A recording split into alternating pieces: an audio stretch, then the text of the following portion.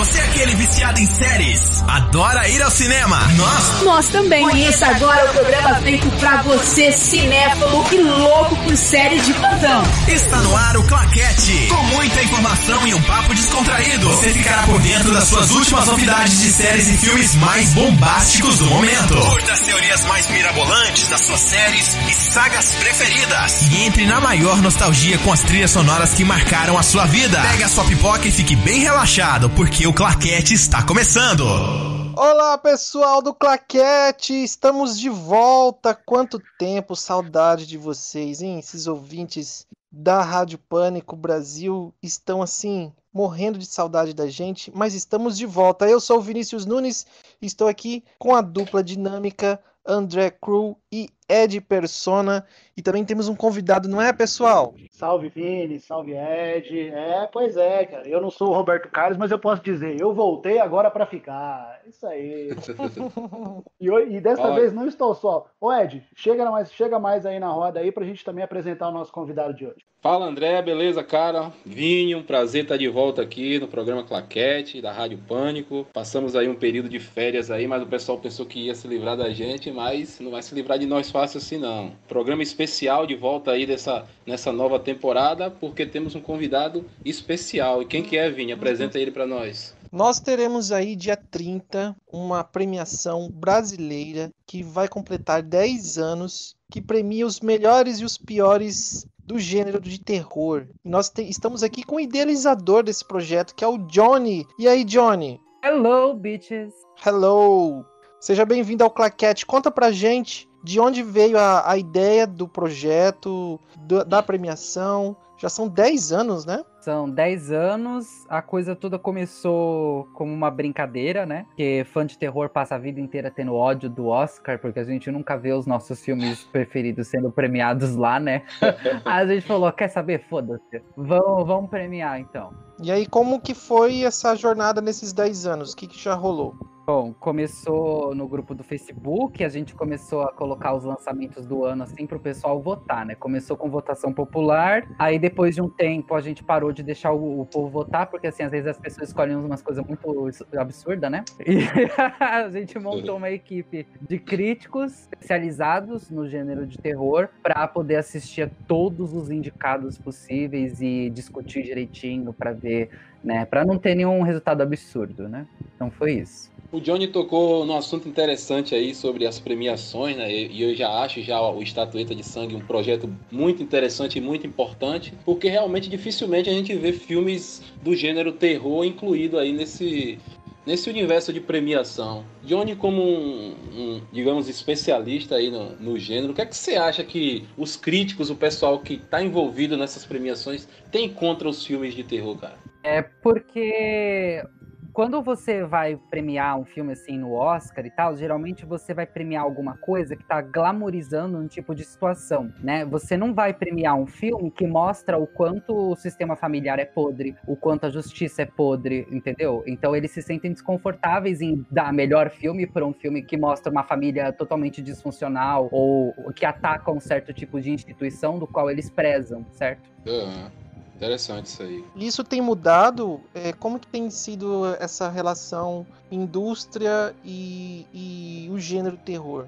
Ou o gênero terror tá assim pouco se ligando porque a indústria pensa e taca o pau? Na verdade, o gênero de terror ataca a indústria, né? O mais que pode. Sabe aquela história, não cuspa no prato que você comeu? Então, esse é o gênero que cospe na cara de todo mundo. Então, você pode ver, até às vezes, nos filmes mais medíocres, alguma coisa muito sinistra acontecendo. Você pode ver em Pânico 3, por exemplo, o filme é sobre mulheres que são exploradas em Hollywood para conseguirem papéis nos filmes, né? Então ele já estava fazendo uma denúncia de uma coisa que estava acontecendo ali dentro há muito tempo. E o filme é inclusive produzido pelo Weinstein, que todo mundo sabe quem é esse produtor, né? Que foi aí acusado de assédio sexual e perdeu a carreira. Então, às vezes os filmes eles estão não só apontando as coisas que estão erradas. Então, aí você vê que no caso do Harvey Weinstein, né? Uma coisa que Pânico 3 estava retratando tratando estava acontecendo ali dentro dele mesmo, sabe? Então não estava só falando de algo que acontece por fora, mas por dentro, porque era uma situação que já foi vivenciada ali dentro da produção daquele filme em específico. Então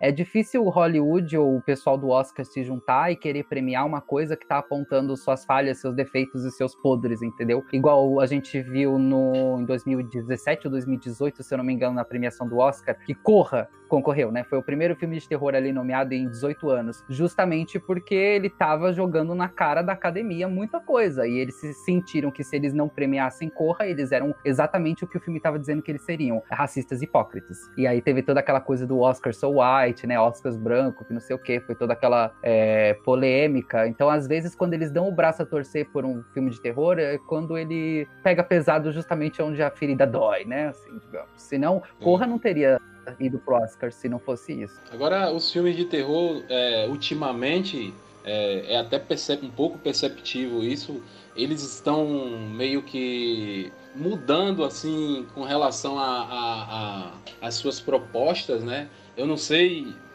não estou muito a par do assunto, assisti filme de terror muito na minha adolescência, mas me parece que os filmes de terror, principalmente nas décadas de 80, de 90, o único intuito deles era realmente assustar, amedrontar. E a gente vê hoje o perfil dos filmes, eles principalmente na última década, os filmes de terror eles têm melhorado bastante com relação a propostas, a mensagens, a críticas inseridas. Você citou o Corra, aí a gente já tem o Farol, que não é assim um filme de terror, mas tem muitos elementos do terror inseridos, Hereditário, tem algumas séries que estão vindo aí também que estão trazendo assim uma crítica, uma abordagem melhor. Então acho que talvez nesse ano, mas daqui a 5, 6, 7 anos, acho que o gênero terror ele vai estar bem mais conceituado do que ele é hoje em dia. Você acha isso ou pensa diferente? Não, tem outra coisa aí acontecendo, é a questão de mentalidade do público, porque o público está condicionado a aceitar uma coisa como terror, e quando você joga algo diferente, eles ficam meio perdidos, porque não tá igual, não tá parecido com aquilo que eles associam ao gênero. Você pode ver, já teve outras tentativas no passado de fazer filmes de terror mais diferentes, por exemplo, o Iluminado, do Stanley Kubrick. É um filme que se fosse feito hoje, ele estaria sendo colocado na mesma categoria de Hereditário ou A Bruxa. E quando o Iluminado lançou, ele foi nomeado a pior filme lá no Framboesa de Ouro. Então, o pessoal não aceitou muito bem essa diferença no gênero. E hoje olha pro Iluminado, né? Reverenciado. Então, é a questão de mentalidade de público. Mentalidade. O público tá condicionado igual rato de laboratório. Você fala o público terror, o público do gênero de terror? O público que não tá preparado para esse tipo de filme, não aceita. Você acha que, por exemplo, o público de filme de terror quer que o filme assuste e amedronte, só isso mesmo tá bom para eles? Você como fazendo parte desse público. Ou é interessante ver quando um filme vai além disso aí? Não, esse seria o público casual. O público casual, que vai no cinema, que paga o ingresso para se divertir. Não importa se é fã de terror ou não. O público casual espera uma coisa e uma coisa só. Então, se o filme não entrega, eles obviamente ficam decepcionados, certo? E os filmes de terror sempre foram voltados para um público adolescente. Então, você tinha que agradar a garotada. Então, é outro motivo desses filmes terem sido muito subestimados, porque às vezes a academia ou o pessoal que era crítico olhava e falava, mas isso aí é coisa para adolescente. Né? Quem liga, tipo, música pop, entendeu? Ninguém vai colocar a Lady Gaga no mesmo patamar do Beethoven, entendeu? Então, para eles é uma coisa tipo isso. Saquei. Mas isso foi mudando agora ao longo do tempo, porque você vê filmes que tentaram, arriscaram na época, Psicose foi um deles, o Psicose foi extremamente mal criticado, né? O pessoal saía da sessão, não gostava, os críticos acabaram com Psicose, acredite ou não. Tem filmes que chegam e quando eles lançam, eles não são bem aceitos. Aí 10, 15 anos depois, eles estão sendo aplaudidos. Isso mostra, às vezes, quando um diretor tá à frente do seu público, né? Vocês não vão gostar, mas os seus filhos vão adorar. Então, tipo, E Johnny, nós tivemos um ano extremamente atípico, que, né, a pandemia e tal, teve vários filmes que foram adiados, cancelados, sabe lá Deus quando vai sair, alguns eu imagino que foram engavetados. Como que foi para vocês fazer uma premiação do gênero terror, né, que é um gênero bem específico, né? E nesse ano, 2020, teve muita coisa, teve bastante material para vocês analisarem. Como é que tá sendo isso? Por incrível que pareça, teve mais filmes esse ano do que no ano passado pra gente ver. Porque os que foram adiados ou cancelados eram só os filmes mainstream, de estúdio, né? Esses filmes blockbuster, digamos. Então esses foram adiados, o restante não. O restante saiu através de Netflix, Amazon e outros tipos de veículos. E eles vieram aos montes, a gente teve mais de 100 títulos, certo? Então foi complicado. E o que vocês notaram de especial? Tem como você falar assim de alguns filmes que você considera destaque? Pode até citar alguns indicados já de algumas categorias. Aliás, a gente achou bastante interessante a forma como vocês dividiram as categorias. Muito bacana. Tem até uma categoria só para filmes que são mais comédia do que terror, é isso? É o terrir, né, na verdade, que é um dos 22 subgêneros de terror, é o horror comedy, que é a combinação de horror com humor. É muito difícil de fazer, mas tem que ser bem feito para funcionar, porque você está lidando com dois extremos, né? Então, como que você põe isso na tela e não torna isso uma droga? Então, fazer um filme de terrir é até mais difícil do que fazer um filme de terror propriamente dito. E qual destaque que você tem aí para nos falar, assim? Qual filme que foi grande destaque ou filme que foi bem ruinzinho, mas que entrou no Estatueta de Sangue esse ano? Bom, é que assim, a gente vê por categoria. A gente não vê exatamente assim só os filmes, mas em qual categoria que eles se destacaram. Por exemplo, na categoria de melhor fotografia, a gente tem o filme Color Out of Space, A Cor que Caiu do Espaço, que nem é um filme tão bom. A cinematografia ele é excelente, então não tinha como não indicar, certo? Nesse sentido, tem que ver qual é a categoria, o que a categoria pede e se o filme se destacou ou não nesse requisito. Então, pensando nesse sentido, vamos discutir um pouquinho as categorias, Johnny. Quais as principais categorias do Bora! Principais ou todas? Cita pra gente aí além das principais, aquelas que a galera mais gosta, mais curte, e também aquelas que você também mais gosta. Eu tenho uma leve impressão que você vai falar que todas, né? Mas enfim. Não, então, o público em si gosta mais das 4 primeiras, porque elas são objetivas, assim, não são tão técnicas, que seria melhor vilão, melhor cena de morte, o momento mais assustador e o melhor final. Então é uma coisa mais de fã mesmo, essas 4 primeiras, que abrem a premiação. É o que o pessoal mais tem afinidade, assim, acho. Melhor cena de morte é um negócio bizonho, né, cara? Impressionante. Cena de morte, eu imagino a dificuldade que não deve ser pra você selecionar, por exemplo, aqueles que vão concorrer a esse tipo de categoria. Porque, velho, cena de morte é que o filme de terror mais tem, né, cara? É verdade. É bem engraçado, na verdade, a gente se diverte muito nessa categoria, viu? É incrível. É o jeito que o cara morre ou de como o cara morre, Johnny? É a cena em si, vamos dizer assim, se você tivesse que pegar uma cena de morte de um filme de terror e mostrar pra alguém e falar, olha isso, qual seria? É disso que se trata. E como que é o trabalho de vocês? Assim, vocês vão assistindo os filmes e ficam com um caderninho assim, fazendo todas as anotações. Eu imagino que deve ser um trabalho. Não, por exemplo, cada um faz do jeito que quer, do jeito que pode, mas eu, por exemplo, quando eu termino de assistir um filme, eu abro a minha pastinha lá no Word, né, digito o nominho do filme e digito as categorias do qual eu vi que ele se destacou. E já deixo ali. Aí na semana que vem eu vou ver outro filme, quando ele acabar eu vou fazer a mesma coisa. Então não é tão complicado. Aí quando chega no dia de ver os indicados, ver tudo, todo mundo já tem as considerações já anotadas há muito tempo, mais fácil. Me fala então, eu tô curioso para saber a lista da categoria de melhor filme, que eu imagino que seja a principal da premiação, não? Melhor filme, a última é o grande finale, é o momento que todo mundo tá esperando e também é a que mais tacam pedras, né? Porque dependendo do filme que você premiar ali, você vai ser morta, né, filha? Na fogueira.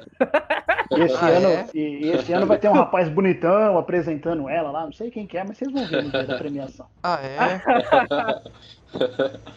Convencido esse cara. Então, Então, é por isso que a gente também coloca outros convidados, né, para apresentar certas categorias, que aí, de repente, se a pessoa não gostar do resultado, vai atacar quem apresentou, aí não vai me atacar.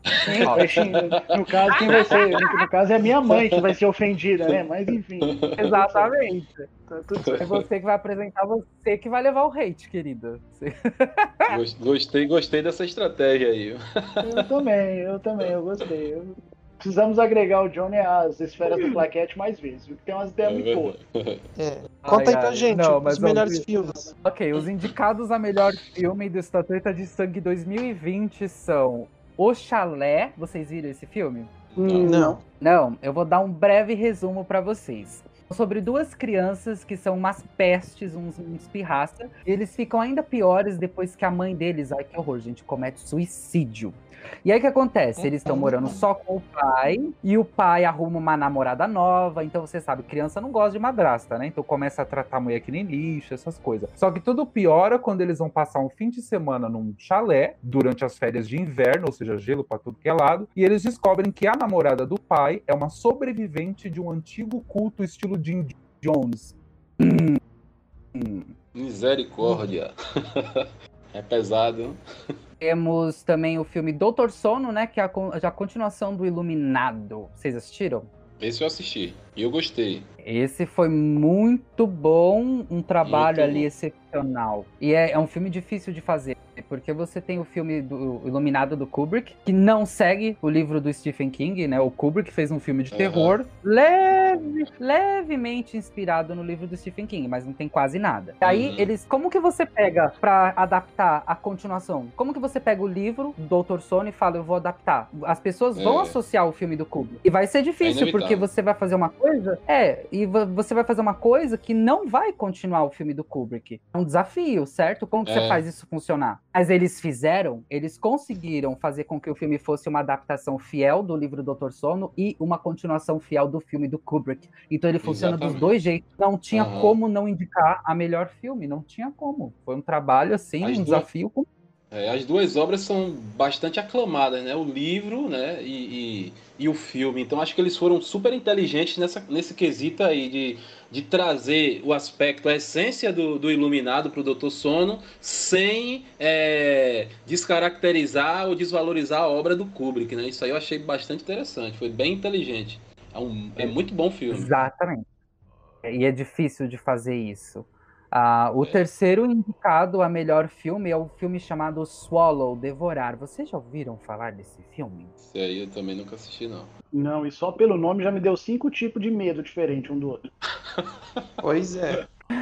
É uma coisa assim que você nunca viu e provavelmente você nunca vai ver de novo. Ele conta a história de uma mulher chamada Hunter que sofre da síndrome de Pica. Pra quem não sabe, não riam. Essa Síndrome do quê?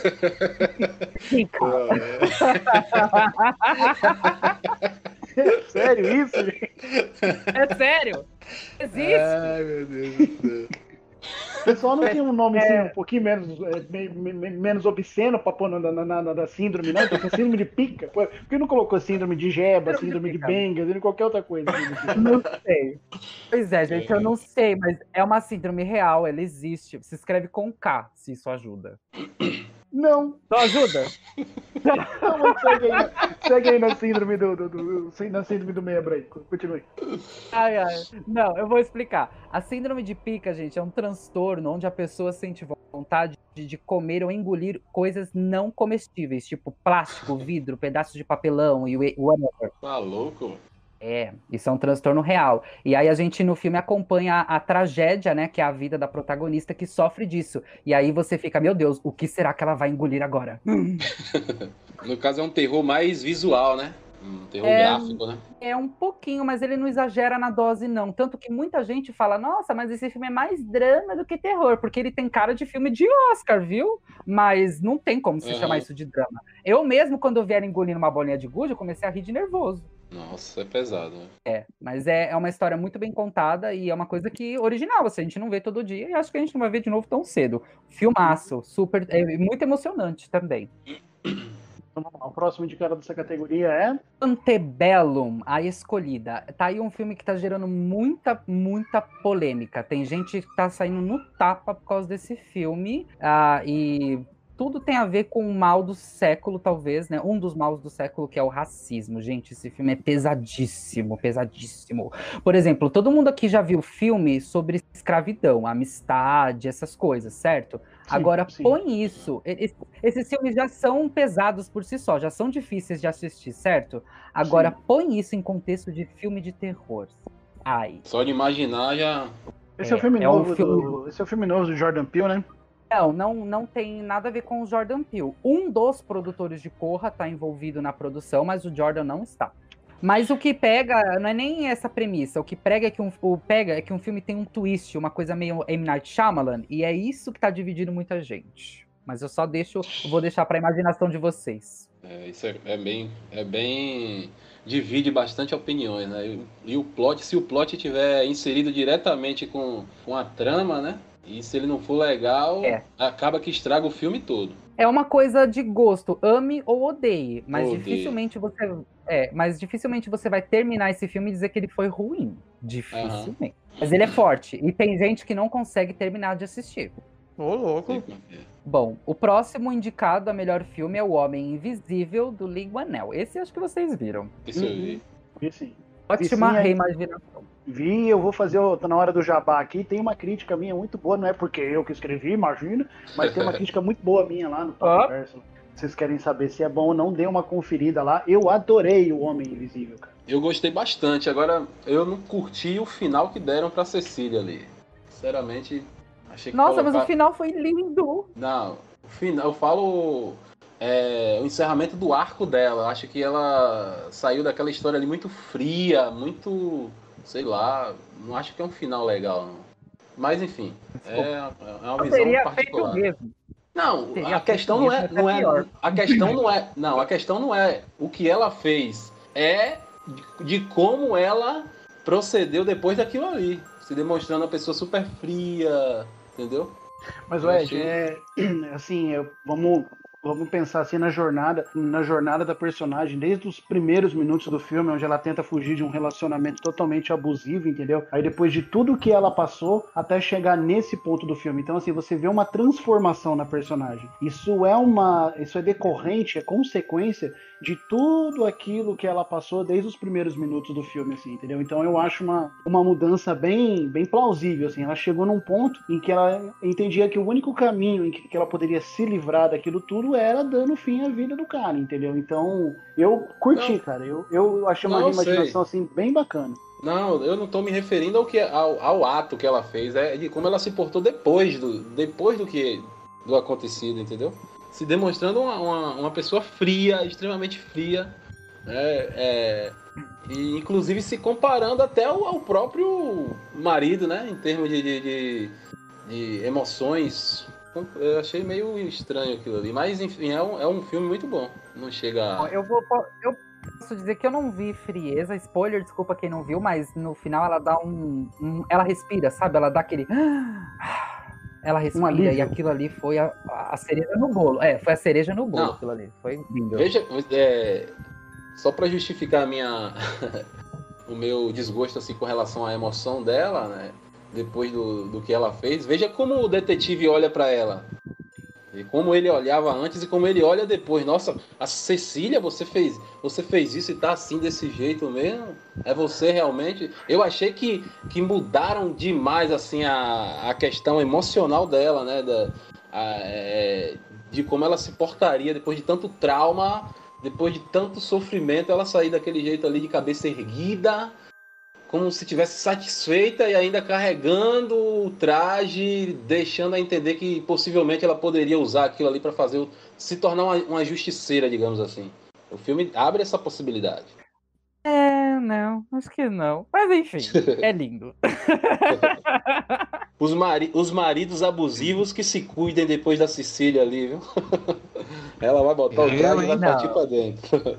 Mas foi impressionante porque foi diferente, porque em todas as encarnações do Homem Invisível começa com o cara, né, tendo esse poder e, tipo, se achando o máximo, eu sou Homem Invisível, vou fazer o que eu quiser. É sempre essa abordagem. E aqui, além de ter uma abordagem diferente, ainda trouxe um tema relevante século XXI. E foi uma reimaginação brilhante. Isso é verdade. Isso é verdade. Enfim, o próximo nomeado a melhor filme é A Vastidão da Noite. Quem não assistiu tá perdendo. Também não assisti. Vou ficar igual a Glória Pires aqui, sou capaz incapaz de opinar. Não sou capaz de opinar. A Vastidão da Noite. Tá perdendo mesmo, cara, porque é um terror assim misturado com sci-fi, assim. Excelente, cara. Como eu falei pra vocês antes nos bastidores, assim, remete muito a Contatos Imediatos do Spielberg, assim, um negócio bem, bem bacana, assim. Falando de uma época onde essa questão de OVNI alienígena, assim, povoava a imaginação e a cultura norte-americana, né? Desde os incidentes de Roswell. Eu adorei, uma produção simples à sua maneira, né? A gente for considerar que é um filme produzido diretamente para o streaming, então, né? A gente não tem assim tantos recursos, mas porém, entretanto, ele cumpre bem a sua missão. E eu gostei, cara. Particularmente eu gostei. Foi uma das agradáveis surpresas aí de 2020. Foi brilhante. O filme conta a história de um pessoal que apresenta um programa de rádio e de repente começam a chegar ligações e relatos de ouvintes que dizem que tem alguma coisa pairando sobre o céu da cidade. Então eles começam a entrevistar esses ouvintes para descobrir se não só se é verdade, mas também tentar ver se tem alguma coisa em cima da cidadezinha deles. É um filme bem arrepiante. Esse filme é com uma garotinha, uma loirinha de óculos? Ela usa óculos. É de época e tal? Isso. Anos 50. Ah, eu curti pra caramba esse filme. Curti muito, verdade. Um filmão. Muito legal, muito legal. Gostei Tem mais bastante. Algum indicado? Mais 2. O sétimo indicado, eu sei que vocês não gostam muito, mas é O Poço, queridas. Agora vai começar a polêmica. Agora vai começar. Vocês podem não ter gostado, mas os fãs de terror, ó, que banquete. Teve até sobremesa, meu Deus. Teve até tripa. Delícia. Eu acho que até que, como um terror gráfico, né? Se é isso que o público gostou, acho que até é um filme interessante, né? Mas, na minha opinião, assim, avaliando como um todo, eu achei um filme muito pretensioso. E achei que o final, da metade do meio, depois do meio ali pro final, eu acho que o roteiro se perdeu. Eu acho que o pessoal começou a investir mesmo na violência gráfica e abandonou aquela proposta que eles vinham. Não sei se propositalmente ou falta de experiência dos idealizadores, ou se eles se perderam mesmo sem saber o que fazer ali no final do filme, né? Então eu achei o Poço meio pretensioso, assim, que se perde na própria proposta dele. Não, pense no Poço como uns Jogos Mortais chique, né? Você tá ali preso dentro daquele lugar e você quer sair, porque lá dentro é desesperador. E vai ficando cada vez pior, cada vez pior e cada vez pior, e é sufocante, é sangrenta, violenta, nojenta, tudo. Então, assim, mesmo se tem uma mensagem, tem sim um duplo sentido ali, uma alegoria, mas se você tá assistindo e você tá pouco se fudendo com a alegoria, você ainda vai ganhar um bom entretenimento de terror. Então, e tem originalidade o bastante no Poço pra gente poder dizer que em 130 anos de terror a gente nunca viu esse lugar antes. Então, parabéns pra quem teve essa ideia. E aí, André? Cara, eu já falei tanto desse filme aqui no Claquete, nos nossos podcasts, que eu não sei, eu não tenho mais forças pra criticar esse filme, não. Não tem problema. Eu só tenho uma pergunta. Como é que aquela desgraça daquela plataforma me descia naquele poço e não tem uma corrente segurando aquele negócio lá, gente? Que é ficção científica, querido. Deve ser um homem invisível que vem aparando ela por baixo. Mas vamos seguir. Vamos lá. É ficção científica. Engula, ok? Vamos lá. E o último indicado a melhor filme é Casamento Sangrento, Ready or Not, um dos favoritos dos fãs, né? Não teve ninguém que não gostou. Meu Deus do céu, como o povo lambeu esse filme, até eu. Isso aí também não assisti, mas eu achei a premissa eu achei bacana, assim, entendeu? Infelizmente ainda não tive tempo de assistir. Mas eu gostei da premissa. Eu vi os pôsteres e gostei também. Então, cara, tem uma premissa bacana, tem uma arte assim de divulgação bacana. Tem, muito Dá legal. Pra dar uma conferida antes da premiação surgir, vai que ele ganha, né? Eu como anunciei, né, vou fazer o anúncio assim, vocês vão ver a minha cara bonita lá, vai que eu apareço lá dizendo que foi o Casamento Sangrento, o vencedor do melhor filme da Estatueta de Sangue 2020, né? Mas assim, mediante esses indicados aí, assim, antes, né, o Estatueta vai ser no dia 31, não é isso, Johnny? No dia do Halloween. Isso. Não poderia ser uma data melhor, né? Não tinha outro dia. Então, qual vocês, se tivessem no poder de vocês, qual vocês elegiam como o melhor filme aí? Ai, gente, essa pergunta foi pra vocês. Ah, não, então responda agora, na lata, assim, sem pestanejar. Dessa lista, o Homem Invisível. Eu colocaria o Doutor Sono, velho. Ah, gente, eu não sei. Do gênero de terror eu tô bem fraquinho mesmo. É mais esse da garotinha lá, do programa de rádio. Acho que é por conta de eu ser radialista e tal. Eu gostei pra caramba. Qual que é o nome do filme mesmo? Eu não memorizei. Não... Vastidão da Participação Noite. de Glória Pires no Claquete. Vastidão da Noite, isso. Vastidão da Noite, eu gostei pra caramba. E São filmes foi diferentes, assim, né? Sim, As bem propostas diferente, gostei. Gostei bastante. E Johnny, Então, vamos colocar assim, esses 8 indicados são os filmes que você tem que ver, assim, né? Porque Ah, gostando de um ou outro, a experiência vale. são... e Johnny, é verdade que vai ter a presença de uma pessoa assim ilustre nessa premiação deste ano? Sim, inclusive eu já recebi um vídeo dele, hein? Quem é? Conta pra gente. A presença ilustre, gente, é o Douglas Pipes, que é o compositor das trilhas sonoras dos filmes Krampus, O Terror do Natal, Contos, O Dia das Bruxas e a indicada ao Oscar, A Casa Monstro. Olha só que bacana. Tá chique, hein? Vocês conseguiram alcançar o cara e colocar ele na premiação. Mandamos um direct ali no Insta, falou, oi, pra Estatueta de Sangue, você quer vir? Você faz tanta trilha sonora de filme de terror? Ele falou, quero. Aí tá bom, cara, não é que o cara veio mesmo? Isso é muito legal, né? Que categoria ele vai apresentar? Qual seria? A melhor trilha sonora, claro. Sim. E olha, a trilha sonora, não só nos filmes de terror, mas numa questão geral, é a alma do filme, velho. Um filme de terror sem uma boa trilha sonora perde 50% do peso ali. Eu sempre falo isso, que a trilha é a alma do filme mesmo. E os filmes de terror, o Oscar é uma categoria que talvez a academia devia reconhecer, porque nós, sinceramente, nós temos algumas das melhores trilhas sonoras de todos os tempos. Fala sério, né? Mas é Com só certeza. você voltar no tempo, você vai lembrar a trilha maravilhosa do Exorcista, Tubarão, Tubarão. Poltergeist, cara, dá pra gente ficar aqui até amanhã cedo citando trilha sonora épica de filme de terror aí. O próprio Iluminado, né? E o Doutor Sono, ele bebe muito ainda na fonte da trilha sonora do Iluminado. Aquela última sequência ali, que é uma carta de amor ali pro filme do Kubrick. Quando começa a tocar aquela trilha sonora ali, o tema principal, nossa, eu aplaudi aquilo ali, eu fui... É muito bom, a trilha sonora é importantíssima para um filme. Mas é interessante esse equilíbrio no Doutor Sono, né? Que ele não é uma sequência do filme, é uma sequência do livro escrito pelo Stephen King, né? Mas que em contrapartida ele bebe muito, mas muito do filme do Kubrick, entendeu? Mas muito mesmo, entendeu? E em momento algum existe nenhum tipo de esforço para negar ou para desmerecer o filme do Kubrick. Pelo contrário, ele consegue agregar. Sim, ele consegue agregar muito bem as duas partes aí que são tão controversas, assim. E 1990... Isso ser uma obra fiel. Eu só completei que, além disso, ele ainda é uma obra fiel ao livro ainda Sim, claro. do que ele está baseando. Sim, muito importante isso também.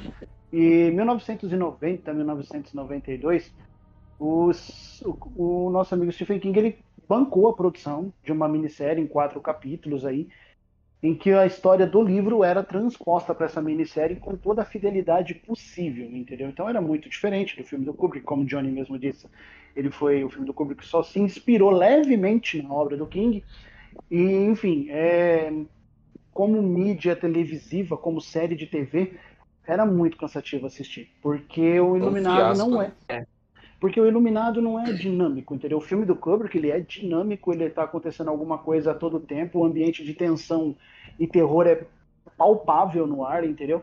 E já a minissérie não, sabe? Às vezes você tinha longos diálogos, longas tomadas de cenário para você contemplar o overlook, até que alguma coisa acontecia. E quando acontecia era uma porta de armário que estava batendo, uma cadeira que caía no chão, um gato, tem um gato muito famoso aqui na Rádio Pânico, aqui, que Deus o tenha, que tá passando por algum lugar, entendeu? Então, né? Alô, Marcelo.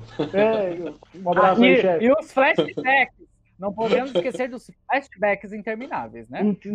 Impressionante. Tinha mais flashback do que os Jogos Mortais, porque os Jogos Mortais, depois do 3, aí era só flashback, né? O filme inteiro de flashback, para contar o que o John Kramer fez no passado. Mas enfim, isso não vem ao caso. Então, assim, de fato não ficou bom, saca? De fato não ficou bom. Mostrou realmente que a visão do Kubrick era a visão mais acertada possível para uma obra de cinema, saca? Mas agora o Dr. Sono não, ele consegue equilibrar muito bem essas duas partes assim tão contraditórias e entregar um filme muito bacana. O Dr. Sono, os primeiros minutos, eu acho que ele demora um pouco a engrenar, né? Os primeiros 30 minutos são bem arrastados, né? Eu disse, cara, se for seguir assim desse jeito, esse filme vai ser sono mesmo, vai me fazer dormir, né? Vai fazer juiz ao nome, Dr. Sono. Piada infame, hein, velho? Mas depois, inclusive, eu já vou deixar o gancho aí pro Johnny, inclusive, na minha opinião, depois que a atriz Mirim lá, que eu não sei como é que é o nome dela, ela entra em cena, me parece que ali, a partir daquele momento, com a dinâmica ali com o Danny, é que o filme engrena. E aí eu já vou perguntar ao Johnny se ela tá indicada aí a melhor atriz. O coadjuvante, né? Não é a atriz, né? Principal. A pequenininha lá. Que pra mim foi uma atuação incrível. Foi mesmo, nós consideramos muitas atrizes, só que no final você só pode pôr 7. Você tem que pôr as 7 que mais se destacaram. Infelizmente, ela não foi uma delas. A Elizabeth Moss deve ser presença garantida nessa lista aí. Mas aí tem a categoria melhor atriz coadjuvante e melhor atriz, né? Então tem duas aí. Vai lá, então diz pra nós aí. Bom, deixa eu ver aqui. Onde está, gente? Que eu até perdi o fio da melhor atriz coadjuvante. Vamos lá. A gente tem a Zoe Deutch, que estava em Zumbilândia 2, fazendo a Patricinha loirinha. Vocês viram a atuação dela? Ela roubou o filme, né? E ela nem era protagonista, sem dor de amada. Ela conseguiu roubar a cena da Emma Stone, cara. Ela roubou a cena da Emma Stone. Merecidíssima indicação. Aí a gente tem a Rebecca Ferguson, de Dr. Sono, que interpreta a vilã, Rose the Hat. E também merecida. É uma vilã que consegue passar um certo medo, digamos assim, um certo pânico, pavor. Eu me amedrontei com ela, eu me assustaria com ela. É uma vilã muito interessante. Pois é. Aí a gente também tem a Kiersey Clemons, que estava em Antebellum, é aquele filme tem o paralelo com a escravidão. Vocês não viram, mas vocês deveriam. Tem a Jenna Malone, vocês sabem quem é Jenna Malone, não é? Se eu falar que não, é muito feio? É muito feio. Gente, é uma puta de uma atriz, pelo amor de Deus. Ela tava naquele filme Contato. Sim, a Jenna Malone fez Jogos Vorazes também. Nossa, eu não conheço. Isso, fez. Lindíssimo. Demônio de Neon. Fez aquele Donnie Darko. Ela fez Donnie Darko. Alibaba. Agora eu sei sim, saquei. Recorri ao pai de todos aqui, mais conhecido como Google, né? Aí, saquei. Legal. Ela fez muito filme ali na adolescência, nos anos 90, agora eu lembrei dela. Isso. Ela tá em Sucker Punch, aquele filme maravilhoso do Zack Snyder, que produziu o maior filme de super-herói de todos os tempos, chamado Batman vs Superman. Tava com saudade. Tava com saudade de ouvir isso. Ela é uma atriz incrível e de uns tempos pra cá ela virou Scream Queen. Ela atuou nos terrores As Ruínas, Demônio de Neon e agora em Antebellum, que é esse que faz o paralelo com a escravidão. Ela faz a grande vilã do filme, a Senhora de Escravos lá. Ela tá incrível. Olha que legal. E a gente tem uma brasileira também, a Fabíola Nascimento, que atuou em Morto Não Fala como a vilã também. E, gente, eu vou falar uma coisa pra vocês. Eu nunca na minha vida imaginei que eu fosse ficar com medo da cara da Fabíola Nascimento. Como que isso acontece? É fera, velho. Conseguiram essa proeza. Eu acho ela uma atriz excepcional, velho. Muito, muito boa essa atriz. Ela tá fantástica no filme. Quem não viu Morto Não Fala, por favor, veja. Porque, olha, você vai ter medo de ver a cara da Fabíola Nascimento te olhando da janela. Vou falar uma coisa pra vocês. Eu não... Meu Deus. Olha, eu até comecei a assistir, cara. Mas é puxado demais pra mim, viu? Aqueles mortos lá, tudo dilacerado, trocando ideia lá com o Daniel de Oliveira lá. É puxado. Só pra quem tem mesmo estômago, né? Aliás, eu fiquei muito feliz de ver um filme nacional numa categoria como essa, né? A gente sabe o preconceito, o descaso até do próprio público com o cinema nacional, e eu me agradei muito em ver um filme BR aí concorrendo na categoria de terror, que na verdade o cinema nacional ele tá muito preso a um certo tipo de mensagem, um certo tipo de situação, né, que envolve assim mais pobreza, críticas sociais, né? A gente está acostumado a ver muitos filmes bons, mas voltado para isso aí. E cinema de gênero no Brasil meio que é raro de se ver. Então, um filme de terror assim, como esse aí concorrendo à estatueta, eu fiquei muito feliz. É demais. E não é a primeira vez. Na premiação de 2018 a gente tem As Boas Maneiras também brasileiro, que foi um filme que fez um boom aqui e lá fora também, excelente. E que é muito bom, diga-se de passagem. E na outra indicada, a gente tem a Hilary Swank, que saiu das catacumbas para atuar de novo, dessa vez do filme A Caçada, o terror político polêmico que desagradou Donald Trump. Ela faz também um personagem muito interessante ali. Mas o filme deve ser bom, porque pra desagradar, tudo desagrada o Trump, entendeu? Pra não desagradar o Trump, é só se colocasse lá, estivesse matando o mexicano. Aí pro Trump tava bom, o resto. Pois é, verdade. E a nossa última indicada, mas não menos importante, é a Bella Thorne, de A Babá 2, Rainha da Morte, que ela está impagável de hilária naquele filme. Ela me fez cagar quase de rir, quase tive que segurar a merda, gente. Ela tá impagável, vocês viram? Não vi. O segundo eu não vi, eu vi o primeiro. Ela já tava impagável no primeiro, né? Mas nesse aqui, puta merda. Que demais. Johnny, você falou uma coisa interessante aí. Você ri de uma atuação de uma atriz de um filme de terror. Eu vou te perguntar, o que agrada mais o público num filme de terror? É o susto em si, é a violência gráfica, é o gore ou é o conjunto da obra? O que é que você acha que mais atrai assim o público? Bom, o público convencional é se assustar mesmo, né? E só, acabou. Agora, o público de terror é outra coisa, não sei. Quando acontece uma desgraça, a gente abre um sorriso mesmo. Eu tô começando a ficar com medo. Esse homem é terrível. A gente não consegue sentir medo daquilo que a gente gosta tanto. Não sei explicar.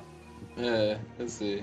Também a bagagem, né, vai aumentando e dificilmente o público vai se assustando com qualquer tipo de coisa. Assim, você que tem, e você já falou isso até, tem um certo tempo já envolvido aí nesse meio de terror, assistindo muito filme de terror, dificilmente você consegue se impressionar com uma coisa, né, num filme assim, hoje em dia. Eu me impressiono mais com os roteiros que são inteligentes, às vezes com alguma cena de morte, assim, inédita, né? Tipo, o cara vai e me mata uma pessoa de um jeito que você nunca imagina. Esse tipo de coisa, né? Algum plot twist e tal. E a diversão de você conseguir ser imersivo ali dentro daquela história. Isso é o mais importante. Acho que uma coisa que impressiona muito em filme de terror, não sei se impressiona vocês, é quando o protagonista morre, velho. E morre de uma forma bem brutal. Por exemplo, o final de Jogos Mortais é arrebatador, porque o primeiro filme, você fica o tempo todo imaginando, né, que o cara vai sair dali e tudo mais, e quando acaba o filme daquela forma ali, aquilo é muito impactante. Acho que a síndrome do protagonismo, né? Em qualquer filme que você vê esse é o protagonista, tudo bem, então eu não vou ficar preocupado com ele, porque eu sei que ele vai sobreviver. E o filme de terror é o gênero que vai puxar teu tapete e te fazer de idiota com as suas expectativas. Então não tem como não amar.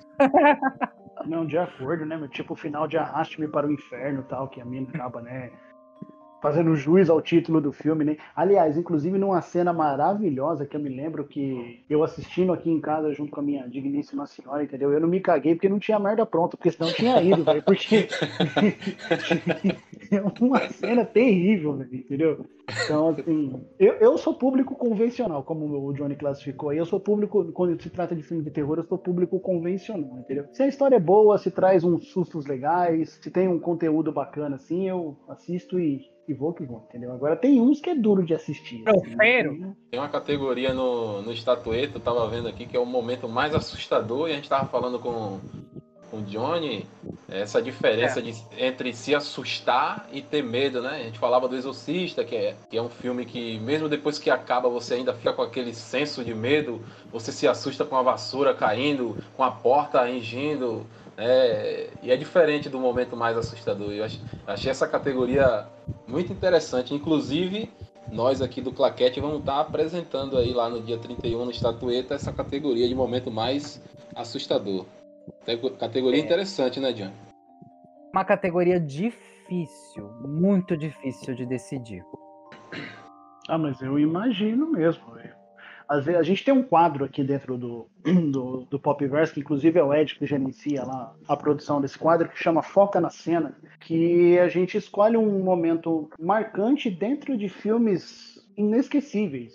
Poderoso Chefão, Terminador do Futuro, Hacking para o Sonho e por aí vai, entendeu? E às vezes é difícil você, devido à qualidade dos filmes, é difícil você tirar uma cena, uma sequência que seja marcante em meio a inúmeras dentro daquele próprio filme. Agora você imagine você olhar, igual eles olham aí, 100 filmes durante um ano para escolher 5, 6, 7, 8 indicados aí, retirar 8 momentos desses filmes para poder concorrer à premiação. Deve ser um negócio muito trabalhoso, assim, um negócio de fã mesmo, de cara que ama o que tá fazendo, entendeu? E o pior é que essa categoria, ela é difícil porque ela é totalmente subjetiva, porque o que assusta um faz o outro rir. Então, como que você põe isso? Então, o que a gente define é filmes que têm mais chances de assustar a plateia. Então, a gente às vezes não tá nem falando de nós mesmos. Qual que me assustou mais, qual que assustou você mais. Não. Qual você acha que é o filme que, se você colocasse diante de uma audiência, que teria mais chances de arrancar essa reação? E aí a gente parte disso. O vencedor também vem disso.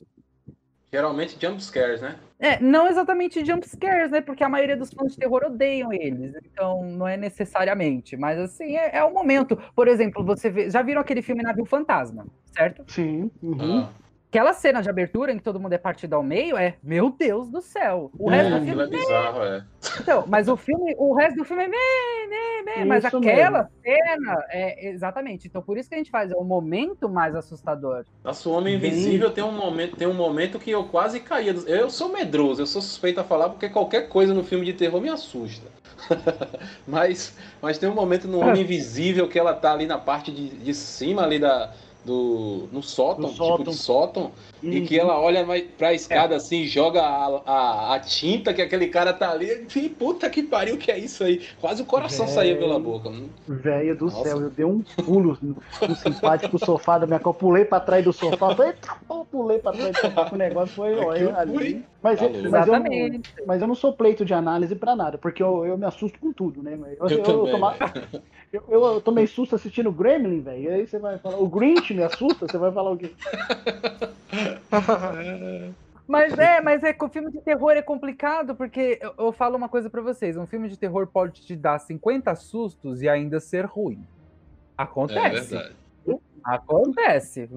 Você tá levando aquele monte de susto, distraído, e não tá percebendo o quanto o roteiro é idiota, o quanto as atuações são horríveis, o quanto a direção é preguiçosa. Então, assim, tem gente que põe muito susto no filme para que você não perceba o quanto ele é medíocre, sabia? Isso acontece. Igual, um dos concorrentes a momento mais assustador é o filme Medo Profundo, O Segundo Ataque. Extremamente aterrorizante, mas não para pra pensar demais não, porque senão você vai ver que o filme é uma porcaria. Esse daí é o do Tubarão? Ele é ruinzinho, mas assusta, aterroriza. Aterroriza. Interessante. Agora, tem filmes, eu acho que a proposta é só dar esse susto mesmo e mais nada, né? Porque tem um público, por exemplo, o público que ele vai cair de paraquedas ali num filme de terror, eu acho que ele busca mais isso aí. Por exemplo, você for pegar um filme para assistir com a família, assim, né? Que não é acostumado muito a assistir filme, um final de tarde, alguma coisa assim, uma noite.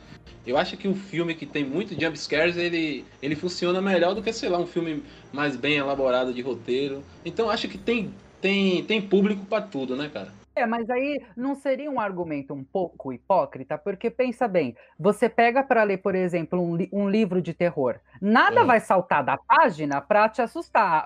Você não vai ter um bu na hora que você virar a página. Então, o mesmo se aplica a um filme. Você não devia esperar esse tipo de coisa. Eu sempre falo pra pessoa, você quer se assustar? Vai no YouTube, tem vários vídeos de susto lá para você. E o melhor é que o vídeo acaba em 2 minutos, você nem precisa prestar atenção em história, não precisa prestar atenção em nada. Então, assim, Você vai ver um filme, você tá em outro tipo de jornada. Mas o que eu tô falando é que o público, ele não é um público que não é o público convencional, não é o público que tá acostumado. É um público que tá ali justamente para isso. Mas também, sim, eu entendi o que você disse, mas pra mim, honestamente, não faz muito sentido. Por que você gastaria 1h30 da sua vida prestando atenção na história só pra você dar 2 ou 3 pulos? Isso é Cara, mas é engraçado. É engraçado você ver, por exemplo, sua mãe se assustando. Ah, meu Deus do céu, isso é engraçado. Ué. É muito bom essa sensação. Mas o susto tem que ser merecido, né? Até porque se ele acontece há 5 minutos, daqui a 30 minutos ele vai perder o efeito. Sim. Tem razão. Eu imagino que depois de assistir tantos filmes de terror, é difícil te assustar, né, Johnny? Não, aí eu não me assusto, não. Nem um pouquinho. Mas teve alguns filmes com medo você fica? Não, eu tenho adrenalina, diferente. Igual andar de montanha-russa, sabe? Aí eu fico com medo mesmo. Eu também me cago todo. Eu fico. Tem filme que não sobra nem as unhas do pé, porque eu vou junto, entendeu? Meu Deus do céu. Gente, eu não tenho não, sabia? Eu tenho. Eu tinha Eu muito acho medo. mó barato, porque eu assisto pra ficar com medo mesmo. É a graça, né? É o intuito. Você não vai assistir um filme de terror pra dar risada, você quer se assustar mesmo. É isso aí, é basicamente isso aí. Vai vir. Ainda mais quando o assunto é algo que mexe com você. Por exemplo, quando eu era criança, eu morria de medo de ET. Mas vocês não têm noção do medo que eu tinha. E eu perdi esse medo. Você assustou com o ET do Spielberg, não, né? Tinha medo até do ET do Spielberg. Tadinho, tem gente boa, velho. Eu fui gostar do ET do Spielberg depois de grande. Porque eu morria de medo. Mas olha, aquele filme Sinais com Mel Gibson, eu fiquei, eu acho que umas 2 semanas sem dormir direito, porque mexeu muito comigo. Mexeu muito com o meu psicológico. Loucura. Isso é uma coisa que é interessante do filme de terror. Esse filme é tão bom, né, cara? Eu particularmente... Esse filme é tão... Eu particularmente me assusto mais com possessões, espírito, essas coisas. É o subgênero de terror que mais me assusta, velho. Ed, deixa eu te perguntar uma coisa. Você falou agora de possessão, eu lembrei de uma vez que eu vi um assunto muito, muito interessante sobre isso. Como será que uma pessoa que não tem crença religiosa, que não acredita em demônio, que não acredita em Deus, como será que ela reage a esse tipo de filme? Isso. Porque, tipo, será que é um filme que é só pra assustar crente? Tipo, terror gospel?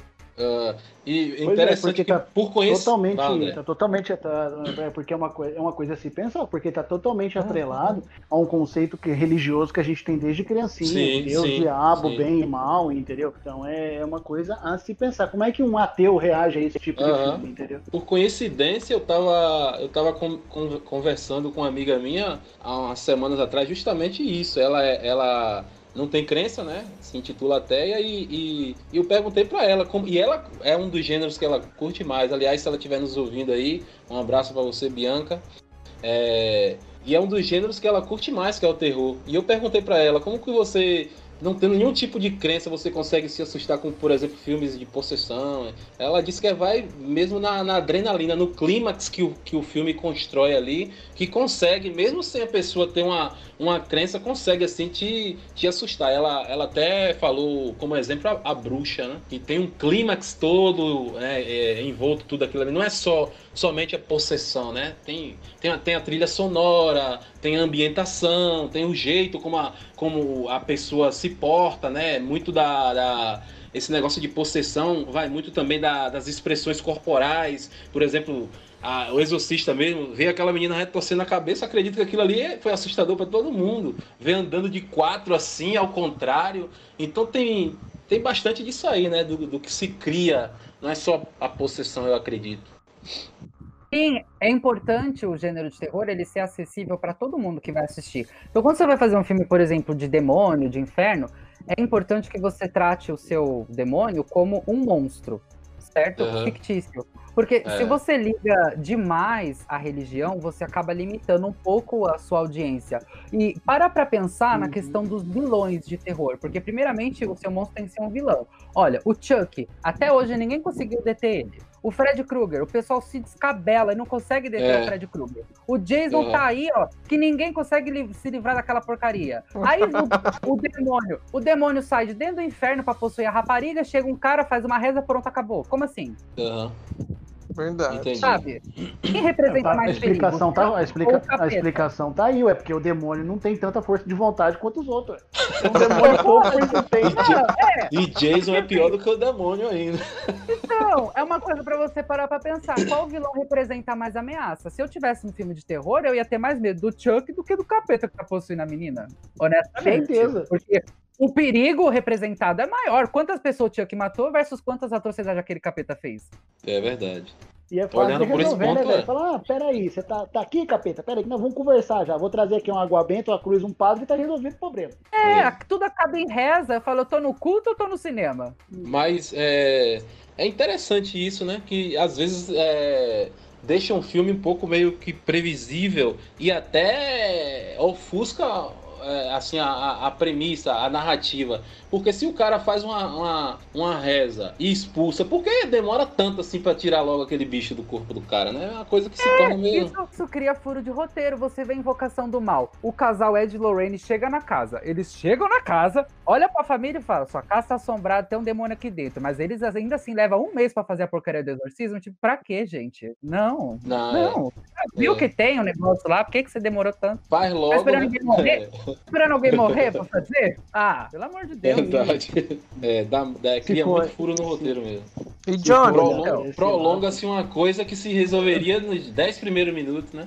Exatamente. Johnny, pra encerrar, faz aí o convite do Estatueta de Sangue, dia 31 de outubro. Fala aí pra gente o horário, aonde que a galera vai poder curtir, como é que vai funcionar. Seguinte, eu queria debochar por mais 1 hora, mas ok.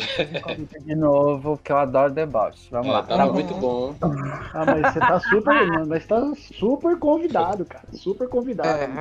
Adoro. Então, vocês podem acompanhar o Estatueta de Sangue no canal oficial do YouTube, Estatueta de Sangue, ou se você é gringo, Blood Statue Awards, tá? Porque ele tá nos 2 idiomas. Dia 31 de outubro, todos os vídeos vão estar lá.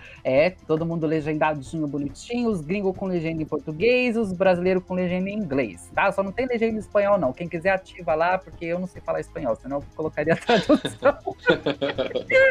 Mas dá pra ativar lá no vídeo, tá? Pelo amor de Deus. É o Oscar do horror, o gênero que ninguém quer prestar atenção, então a gente tá fazendo esse serviço pra ele, coitado, que a gente ama demais. Então assim, taca sangue, porque a estatueta deles é de ouro, a nossa é banhada em sangue. Louco! Arrasou. Pessoal, vamos fazer as nossas considerações finais pra encerrar. Bom, então vamos lá. Foi muito bom esse programa, retornando às atividades, mais uma temporada do Claquete aí no ar. Então, a gente agradece ao nosso convidado, que foi mais do que especial, né? Prestando um serviço pra gente que ama cinema. Eu mesmo não conhecia o Estatueta de Sangue, eu vim conhecer através do Johnny, através do convite que ele me fez e tal. Cara, a proposta assim é maravilhoso, sabe? Da gente dar mérito a quem realmente precisa de mérito aí. Afinal de contas, tem muito filme aí que é de gênero de terror que é muito melhor que muito filme que ganhou o Oscar aí. E Johnny, tá super convidado, cara. Vamos fazer presença no Claquete mais vezes aí pra gente continuar esse papo bacana, esse papo gostoso aí. E semana que vem tem mais Claquete. É isso aí, pessoal. Agradecendo a todos os ouvintes aí da Rádio Pânico, a Luciana que nos acompanha sempre, todo o pessoal aí. Um salve pra galera do Pop Verso, parceria aí. Valeu, Vini, valeu, André. Johnny, foi um prazer imenso, cara, ter passado esses minutos aqui com você. Dependesse de mim, a gente conversaria muito mais, porque o assunto rende e é gostoso de conversar, e você é um cara que gosta e que transpira assim, uma emoção diferente, né? É muito bom conversar com pessoas assim, que amam o que fazem, que dá valor realmente ao que faz, e estou muito impressionado com o trabalho do Estatueta, né? Estatueta de Sangue. Vamos estar participando aí, dia 31, tamo junto aí. Um abraço para todos aí, muito obrigado por mais uma vez estar nos acompanhando aí, até a próxima semana, se Deus quiser. Valeu, gente. Desculpa qualquer coisa, desculpa o deboche. Obrigado, Johnny. E a gente se vê também, já tô pensando já no Estatueta de Sangue 2021, hein? Já tô até imaginando aqui, hein? Quem sabe a gente aparece como júri, hein? A gente já começa a se organizar. Mas esse Vini tá... Ué, mas o programa voltou agora e esse Vini voltou ousado, né, cara? Ele já volta se convidando e quer tá oferecido júri. ele, né? Vocês não. Se vocês quiserem, vocês estão super convidados a fazer parte do júri, mas aí vocês vão ter que ver todos os filmes. Vocês têm coragem. Opa! É um desafio, eu adoro desafio. Beijo, gente, muito obrigado. Semana que vem a gente tá de volta. Tchau! Essa é a Web Rádio Pânico Brasil.